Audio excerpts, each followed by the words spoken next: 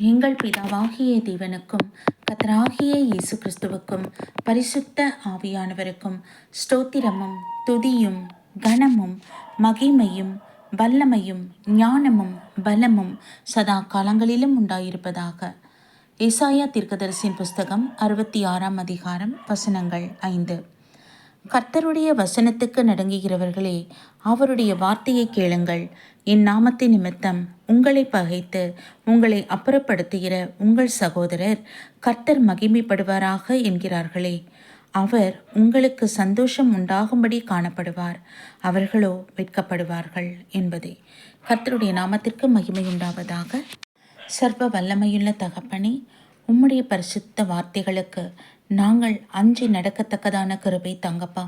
உங்கள் வசனத்தின்படியே நாங்கள் செயல்பட எங்களுக்கு கிருபை தருவீராக. தேவ சமூகத்தில் எங்களை தாழ்த்துகிறோம் ஆண்டவரே, எங்களை ஒப்பு கொடுக்கிறோம் என்றாச்சா. நீர் மாத்திரம் மகிமை அடையும். உம்முடைய பிள்ளைகளுக்கு விரோதமாக எழும்புகிற எல்லா சத்ருவின் கிரைகள் இயேசுவின் வல்லமலை நாமத்தில் வாய்க்காமல் போகட்டும்.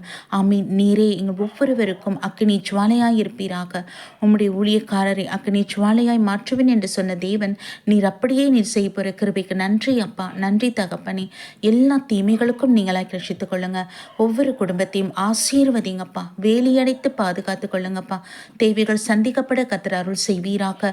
ஒவ்வொருடைய கண்ணீரை நீர் துடைத்தருளும். மன உளைச்சல்கள், மன வேதனைகள் எல்லாவற்றையும் தகப்பனை நீக்கி சமாதானத்தையும் சந்தோஷத்தையும் கர்த்தர் அருள் செய்யும்படியாக தேவ சமூகத்தில் ஒப்புக் கொடுக்கிறோம்.